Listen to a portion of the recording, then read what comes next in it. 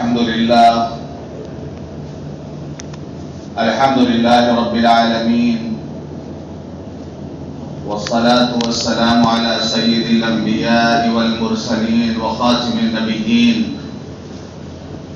سيدنا محمد وآله وصحبه أجمعين ومن تبعهم بإحسان ودعا بدعوتهم إلى يوم الدين. أما بعد،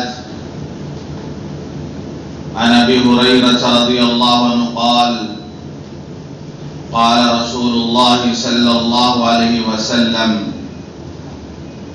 إذا دخل رمضان فتحت أبواب الجنة وغلقت أبواب جهنم وسلسلت الشياطين وفي رواية أبواب الرحمة أو كما قال عليه الصلاة والسلام. رواه البخاري ومسلم. اللهم صل على محمد وعلى آل محمد وبارك وسلم. محترم بزرگوں، دوستوں، دینی بھائیوں، رمضان المبارک کا مہینہ عبادتوں کا خاص مہینہ ہے۔ اس مبارک مہینے میں ماحول ایسا سازگار کر دیا جاتا ہے، ایسا ماحول بنا دیا جاتا ہے کہ عبادت کرنا آسان ہو جاتا ہے، روزہ رکھنا آسان ہو جاتا ہے، تلاوت کرنا آسان ہو جاتا ہے۔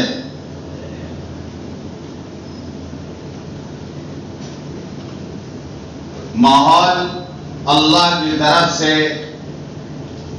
ایسا بنا دیا جاتا ہے کہ نیکی کرنا آسان ہو جاتا ہے۔ حدیث پاک میں آتا ہے کہ جب رمضان مبارک کا مہینہ آتا ہے تو جنت کے سارے دروازے کھول دیے جاتے ہیں۔ جنت جو اللہ کی رحمت کا مظہر ہے، اس کے سارے دروازے کھول دیے جاتے ہیں، کوئی دروازہ بند نہیں رہتا۔ اور جہنم جو اللہ کی غضب کا مظہر ہے، اس کے سارے دروازے بند کر دیے جاتے ہیں، کوئی بھی دروازہ کھلا نہیں رہتا۔ شیاطین کو جکڑ دیا جاتا ہے، فرشتے زمین پر اترتے ہیں، نیکی کا الہام دلوں میں کرتے ہیں۔ پکارنے والا پکارتا ہے: اے خیر کے حاصل کرنے والے آگے آ، اے برائی کے طلبگار رک جا۔ اس حدیث سے پتہ چلتا ہے کہ رمضان کے لیے جو خاص اہتمام ہوتا ہے تاکہ بندوں کے لیے عبادت کرنا، روزہ رکھنا، تلاوت کرنا سب آسان ہو جائے۔ جیسے کوئی بہت بڑا پروگرام ہونے والا ہوتا ہے تو اس کا انتظام پہلے کیا جاتا ہے، ہر اس چیز کا سدباب کیا جاتا ہے جس سے اس پروگرام میں خلل واقع ہو، کوئی ڈسٹرب کرنے والا نہ ہو، کوئی خلل ڈالنے والا نہ ہو، ایسا پہلے سے انتظام کر دیا جاتا ہے۔ شیاطین کو جگہ دیا جاتا ہے، فرشتے اترتے ہیں، نیکیوں کا الہام کرتے ہیں، نیکی کرنا آسان کر دیا جاتا ہے۔ آپ اندازہ لگائیں کہ آپ رمضان میں قرآن کی تلاوت کرتے ہیں، ایک وقت میں بیٹھ کے آپ 2-3 پارہ پڑھ لیں گے، اتنی تھکان محسوس نہیں ہوگی۔ غیر رمضان میں اتنی دیر میں آپ ایک پارہ پڑھیں گے، آپ تھک جائیں گے۔ یہ فرق ہے رمضان اور غیر رمضان کا۔ اس کے باوجود بھی اگر کوئی روزہ نہ رکھے، کوئی تراویح نہ پڑھے، کوئی تلاوت نہ کرے تو اس سے بڑا محروم کوئی نہیں۔ بہت افسوس کی بات یہ ہے بہت افسوس کی بات یہ ہے، بہت افسوس کی بات یہ ہے کہ آج ایک طبقہ ہے ہمارے معاشرے میں جو روزہ نہیں رکھتا. نوجوان روزہ نہیں رکھتے، بوڑھے روزہ نہیں رکھتے. ماحول بنتا جا رہا، بے شمار لوگ ایسے جو اب روزہ نہیں رکھتے. پہلے رمضان آتا تھا تو رمضان کا ادب ہوتا تھا. ہم لوگوں نے بچپن میں دیکھا کسی کسی کے گھر میں black and white T V ہوتی تھی، پورے محلے میں کسی ایک کے گھر میں. لیکن رمضان کے چاند نکلنے سے پہلے وہ ٹی وی اس کو بکسے میں بند کر دیا جاتا تھا، کارٹون میں پیک کر کے اس کو چھجے کو ڈال دیا جاتا تھا. اور ہر ایک کے سر پہ ٹوپی، ہر ایک روزے دار، عصر کے بعد کا ماحول، ہر ایک کے منہ میں مسواک. پتہ چلتا تھا رمضان کا مہینہ. چھوٹے چھوٹے بچے روزہ رکھتے تھے. ماحول کو دیکھ کر. اور ابھی حالت یہ ہے کہ ٹی وی نہیں بند ہوتی. ہاں اتنا کرتے ہیں کہ مغرب تک شاید نہ چلے، شام کو پھر چل جائے گی. وہ افطار کے بعد پھر ٹی وی آن ہو جاتی ہے. اور بہت سارے لوگ ہمارے محلے میں، ہر محلے میں ایسے جو روزہ نہیں رکھتے ہیں. بہت سارے نوجوان روزہ نہیں رکھتے، کوئی وجہ نہیں ہے، کوئی بیماری نہیں، کوئی پریشانی نہیں، روزہ نہیں رکھتے. بڑی محرومی کی بات ہے یہ. حدیث پاک کا مفہوم ہے اگر کوئی بلا عذر کے، عذر جیسے مریض ہے، جیسے سفر میں ہے، مشقت والا سفر ہے، تو رخصت کی اجازت ہے کہ آدمی روزہ نہ رکھے، بعد میں قضا کر لے. مریض ہے، بیمار ہے، روزہ نہ رکھے، بعد میں قضا کر لے. لیکن بلا وجہ، بلا کسی مرض کے، بلا کسی عذر کے روزہ چھوڑ دے، اس کے بدلے میں اگر پورے سال، پوری زندگی اگر وہ روزہ رکھے تب بھی اس روزے کا بندہ نہیں ہو سکتا. یعنی رمضان مبارک ایک ایک روزے کی اتنی فضیلت ہے کہ اگر ایک روزہ بلا وجہ چھوڑ دیا اور بعد میں وہ سدھر گیا، بعد میں اس کو توفیق مل گئی، احساس ہوا کہ ہم نے غلطی کی تھی، رمضان کا روزہ نہیں رکھا تھا، اب اگر اس کے بدلے میں قانونی طور پر تو ایک روزے کا بدلہ ایک ہی روزہ ہے، ایک روزہ کے بدلہ ایک ہی روزہ رکھنا ہے. لیکن حدیث پاک میں آتا ہے کہ سال بھر، زندگی بھر اگر وہ روزہ رکھے تب بھی اس روزے کا بدل نہیں ہو سکتا ہے. کیونکہ رمضان کی برکتیں اس کو نہیں ملیں گی، رمضان کی برکتوں سے محروم رہے گا. روزہ تو رکھ لے گا لیکن رمضان کی برکت کہاں سے رہے گا؟ تو اگر ایک روزے کی قضا تو ایک ہی روزہ ہے، روزہ چھوڑنا یہ گناہ کبیرہ ہے. جان بوجھ کر روزہ چھوڑنا یہ گناہ کبیرہ ہے. گناہ کبیرہ کے لیے توبہ شرط ہے. اگر بعد میں وہ روزے کی قضا کر لیتا ہے تب بھی توبہ اس پر ضروری ہے. یہ نہیں کہ روزے کے بدلے میں روزہ رکھ لیا کام ہو گیا. گناہ کبیرہ کا اس نے ارتکاب کیا، اس کے لیے توبہ کرنا پڑے گا اس کو.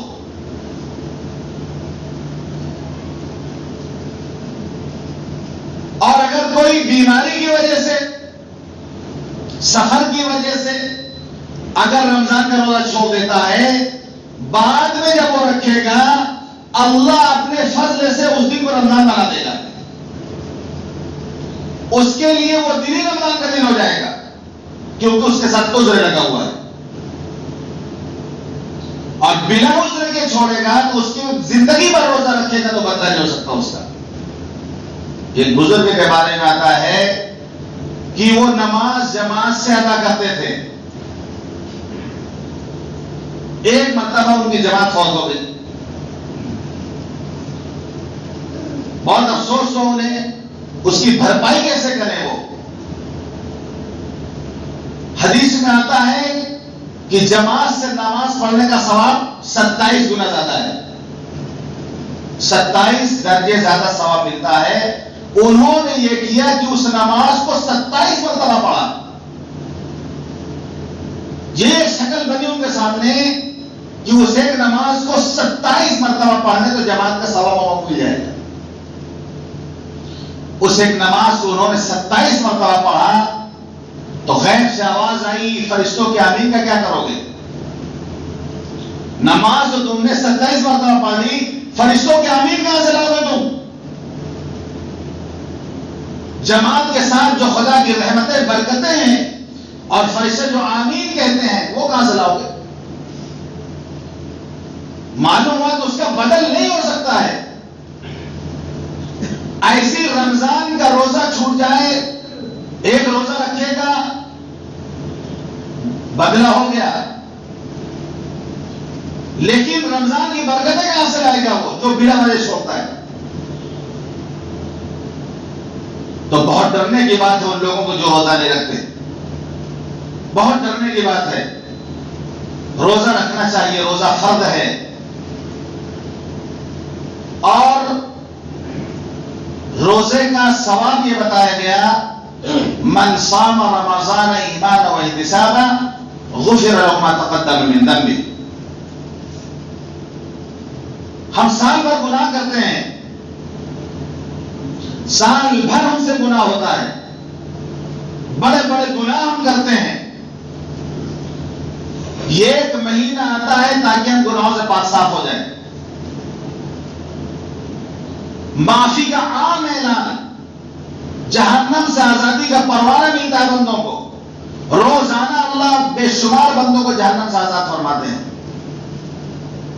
مغفرت کا وعدہ ہے اللہ کا، چھوٹے چھوٹے عمل پر مغفرت کا وعدہ ہے.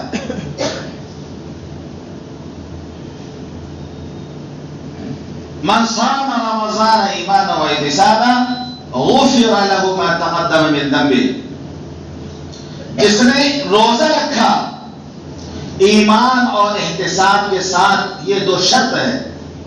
روزے کے ساتھ دو شرط ہے، ایمان و احتساب. ایمان سے مراد یہ نہیں ہے کہ ہم صاحب ایمان ہیں، کہ ہم تو ایمان والے ہیں روزہ رکھ رہے ہیں. نہیں، یہاں ایمان سے مراد وہ والا ایمان نہیں جو ہم سمجھتے ہیں.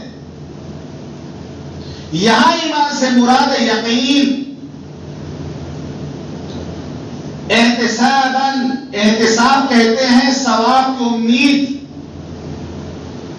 یعنی وہ یقین کے ساتھ ثواب کی امید میں روزہ رکھے. وہ اس کو پورا یقین ہو کہ روزے پر جو ثواب ملنا چاہیے وہ ہم کو ملے گا.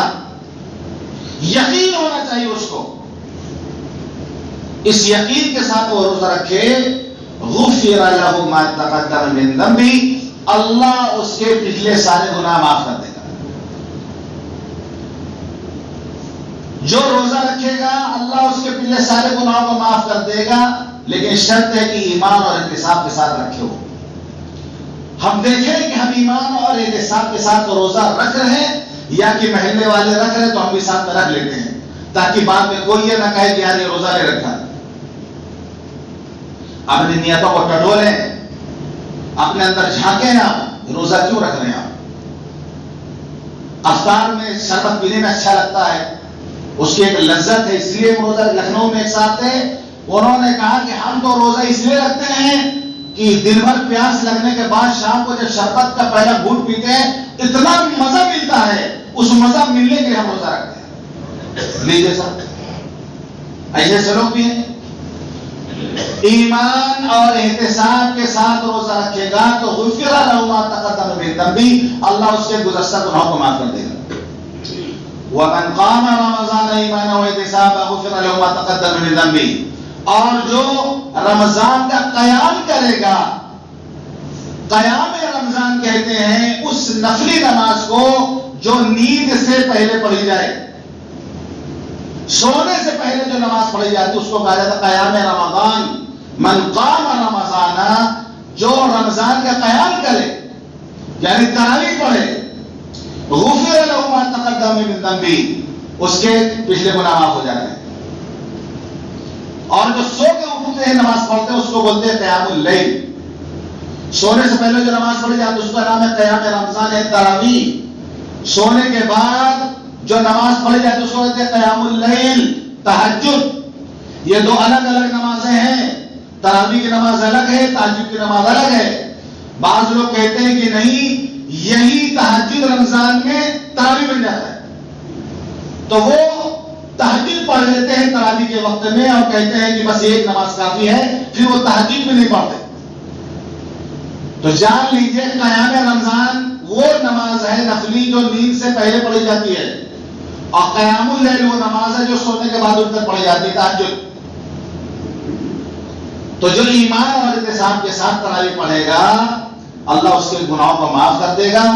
وَمَنْ قَامَ لَيْلَةَ الْقَدْرِ ایمانا وَاحْتِسابًا، جو ليلۃ القدر میں قیام کرے گا ایمان اور احتساب کے ساتھ، غفر له ما تقدم من ذنبه، اللہ اس کے گناہوں کو معاف کر دے گا۔ اس حدیث میں تین باتیں فرمائی گئی، من صام رمضان ایمانا واحتسابا غفر له ما تقدم من ذنبه، جس نے ایمان اور احتساب کے ساتھ روزہ رکھا اسے گناہ معاف ہو گئے۔ اب آدمی سوچے کہ ہمارا روزہ رکھ لیا ہم نے، ہمارا گناہ تو معاف ہو گیا، اب کیا ضرورت تراویح پڑھنے کی؟ روزہ رکھ کر کام چل سکتا ہے، جب روزہ رکھ کے ہمارا سارا گناہ معاف ہو گیا تو اب تراویح کیوں پڑھیں بھائی؟ شب قدر میں کیوں جانے ہیں؟ ہمارا تو کام پہلی بار محل میں حل ہو گیا، ہم نے روزہ رکھا ہمارے گناہ معاف ہو گئے۔ اب آدمی سوچے بھائی تراویح میں کیوں مشقت اٹھائے ہیں؟ بہت سے لوگ نہیں پڑھتے تراویح، بہت سے لوگ تراویح نہیں پڑھتے، شاید وہ سوچتے کہ روزہ رکھنے سے معاف ہو ہی گیا ہے، کیا ضرورت زیادہ مشقت اٹھانے کی۔ ہم جب کپڑا دھوتے ہیں، کپڑا دھوتے ہیں، پہلے صابن لگاتے ہیں، اس کو خوب ملتے ہیں اس کو اچھی طریقے سے، اس کا میل کچیل دور ہوتا ہے، کپڑا صاف ہوتا ہے، یہ پہلا مرحلہ ہے۔ پھر اس میں نیل ڈالتے ہیں، تینوں والے ڈبہ آتا ہے پاؤڈر کا، وہ ڈالتے ہیں، اس میں شائننگ آتی ہے کپڑے میں، دوسرا مرحلہ ہوتا ہے۔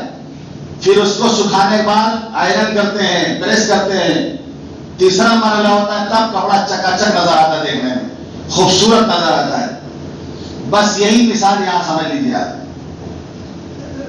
صفائی، گناہوں کی جو صفائی ہوتی ہے، گناہوں کی جو صفائی ہوتی ہے وہی مرحلہ ہے کہ پہلے جو ہے گندگی صاف ہو گئی، پھر اس میں اور شائننگ کرنی، نیل ڈال دیا گیا اس میں، پھر آئرن کر دیا گیا، تو اس تمام اعمال کے بعد انسان بالکل صاف ستھرا ہو جاتا ہے، گناہوں سے بالکل پاک صاف ہو جاتا ہے۔ یا جیسے آپ سمجھ لیجئے کہ ڈاکٹر جو دوا دیتا ہے، آپ کو بخار ہے، آپ گئے تو ڈاکٹر ایک دوا نہیں دے گا، آپ کو 2-3 دوائیں ملا کے دے گا، سب دواؤں کا مجموعہ کھائیں گے تو آپ کو آرام مل جائے گا انشاءاللہ۔ تمام دواؤں کا یہ بخار کیا ہے، یہ اینٹی بائیوٹک ہے، یہ گیس نہیں بنے گا اس کو کھانے سے، 4-5 دوا دیتا ہے ڈاکٹر، ایک دوا نہیں دے گا آپ کو، سب دواؤں کا مجموعہ ملا کے جب آپ لیں گے کھائیں گے تب انشاءاللہ آپ کو آرام مل جاتا ہے۔ تو ویسے یہاں سارے اعمال کا مجموعہ جب اکٹھا ہو جائے گا تب انسان گناہوں سے پاک صاف ہو جائے گا۔ گناہ کے 4 درجے ہیں، معصیت، ایک ہے معصیت، ایک ہے سیئہ، ایک ہے خطیئہ، ایک ہے ذنوب ذنب، 4 درجے گناہ کے ہیں۔ معصیت نافرمانی کہا جاتا ہے، معصیت مطلب نافرمانی، اس کے اپوزٹ، اس کے مطلب بالمقابل جو لفظ آتا ہے اطاعت کا لفظ آتا ہے، اطاعت، معصیت کے مقابلے میں جو آتا ہے وہ اطاعت یعنی فرما برداری، معصیت مطلب نافرمانی، اطاعت مطلب فرما برداری۔ سیئہ یعنی گناہ، برائی، اس کے بدلے میں جو لفظ آتا ہے حسنہ آتا ہے، نیکی، سیئہ حسنہ، سیئہ مطلب برائی، حسنہ مطلب نیکی. ایک آتا ہے خطا، خطیہ غلطی، اس کے مقابلے میں آتا ہے ثواب.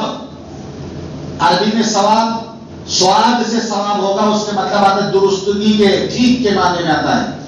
ہم لوگ جو ثواب سمجھتے ہیں یہ سا سے ہوتا ہے، سا سے ثواب، وہ سواد سے ثواب ہوتا ہے جو خطیہ کے مقابلے میں آتا ہے، یعنی درست کے معنی میں. اور ذم کوتاہی، اس کا کوئی مقابل نہیں ہے، ذم کا کوئی مقابل نہیں ہے. ذنوب تو 4 درجے گناہوں کے ہیں: معصیت، سیئہ، خطیہ، ذنوب. اس حدیث میں جو کہا گیا ہے جو روزہ ایمان اور اطاعت کا رکھے گا غفر لہ ما تقدم من ذنبہ، اس کے وہ گناہ معاف ہوں گے جو ذنب ہیں، یعنی کوتاہی کی وجہ سے ہوئی ہیں. اس کے اوپر درجے گناہ معاف نہیں ہوں گے اسے، یعنی معصیت معاف نہیں ہوگا اور خطیہ معاف نہیں ہوگا، سیئہ معاف نہیں ہوگا، ذنوب خالی معاف ہوں گے اس کے. ایسے الگ الگ عمل سے الگ الگ نام حدیث پاک میں آتا ہے. تو یہ 4 طریقے کے گناہ ہیں، الگ الگ حدیثوں میں. کبھی نماز کے اس میں جائیں گے تو آپ کو پتا چلے گا یہ والا گناہ معاف ہو جائے گا.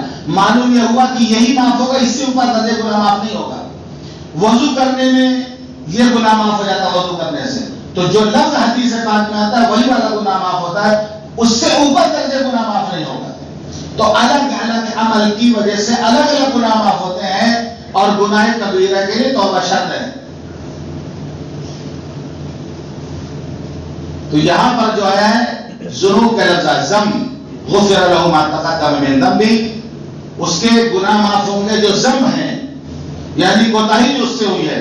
اس کے اوپر 3 درجے گناہ معاف نہیں ہو روزہ رکھنے سے. اس کے لیے آپ کو اور عمل کرنا پڑے گا، معافی مانگنی پڑے گی اللہ سے، توبہ کرنا پڑے گا اللہ کے سامنے. تو رمضان مبارک کا مہینہ اسی لیے ہے کہ اس میں معافی بہت آسان ہے، بہت آسان ہے، مغفرت بہت آسان، نیکی کرنا بہت آسان ہے.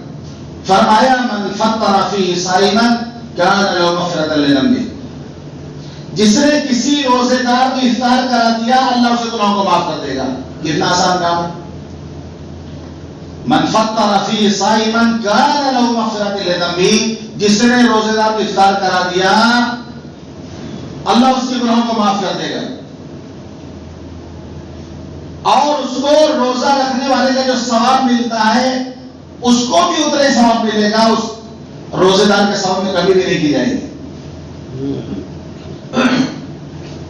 افطار کرانے کا مطلب پیٹ بھر کھلانا، یعنی کہ کھجور پانی کھلانے کا افطار کراتی ہے.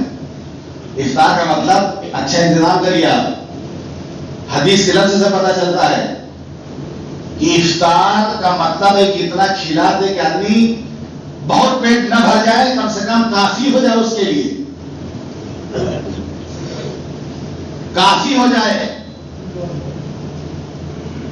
افطار پارٹی میں تو بہت زیادہ لوگ اسراف کرتے. افطار پارٹی ہوتی جیسے حرمین شریفین میں افطاری پڑتی ہے، یعنی عصر کے بعد مغرب سے قبل پیکٹ ملے گا ہر روزے دار. لاکھوں پیکٹ تقسیم ہوتا ہے وہاں پر. مسجد نبی میں، حرم شریف میں لاکھوں پیکٹ. اس پیکٹ میں اتنا رہے گا جو کافی ہو جائے گا آپ کے لیے، بہت پیٹ نہیں بھرے گا اور بہت کم بھی نہیں ہوگا. اس میں کھجور رہے گی، پانی کی بوتل رہے گی، ایک جوس رہے گا، پاؤروٹی رہے گی، کیک رہے گا. یہ پیکٹ ملے گی. اب ایک پیکٹ کافی ہے ہمارے لیے کیونکہ ہم روزہ کھولنے جا رہے ہیں، کھانا کھانے میں جا رہے ہیں. لیکن وہاں جو دیکھا ہم نے ایک ایک آدمی کو 10 پیکٹ لیتے ہوئے. جیسا آپ بیٹھے ہیں اس طرح، اب آگے سفرہ لگے آپ کے سامنے، دسترخوان لگے ہی، اب سب کو مل گیا بیٹھ کے. جب پا گئے گھما کے ادھر بیٹھ گیا، ادھر بیٹھے گا ادھر منہ گھما کے بیٹھ گئے، ادھر پیچھے رکھنے والے پیکٹ ادھر منہ گھما کے بیٹھ گئے. حرم کی بات کر رہا ہوں، کوئی غریب نہیں جاتا وہاں پر، مالدار جاتے ہیں ایسا. اور ہندوستان کے خالی لوگ نہیں، پوری دنیا کے لوگ ایسا کر رہے ہیں. اپنے آنکھوں سے اپنے سامنے 10 پیکٹ لیتے ہوئے لوگوں کو دیکھا، جبکہ کل پھر وہ بٹے گا. پھر وہ پیکٹ کل ملیں گے ان کو. لیکن پتہ نہیں کیا سوچتے ہیں, 10-10 12-12 پیکٹ بیگ بھر کے چھوٹوں سے بیگ بھر کے لے کے جاتے ہیں. تو وہاں پر جو افطار میں اتنا ملتا ہے کہ کافی ہو جاتا ہے وہ. اور ہمارے یہاں جو افطار پارٹی ہوتی ہے وہ تو بہت زیادہ اس میں اسراف ہو جاتا ہے. تو افطار کرانے کا مطلب یہ کہ اتنا کھلا دے کہ اس کو مطلب اس کی بھوک ختم ہو جائے, اس کے لیے کافی ہو جائے. اسی لیے صحابہ کرام نے پوچھا تھا, اس کی جب یہ بات آپ نے ارشاد فرمائی کہ جو کسی روزے دار کو افطار کرا دے اللہ اس کے گناہوں کو معاف کر دے گا, تو صحابہ نے پوچھا اللہ کے رسول ہم میں سے ہر ایک کی ایسی حیثیت نہیں ہے, ہم میں سے ہر ایک کی حیثیت نہیں ہے کہ روزے دار کو افطار کرا دے.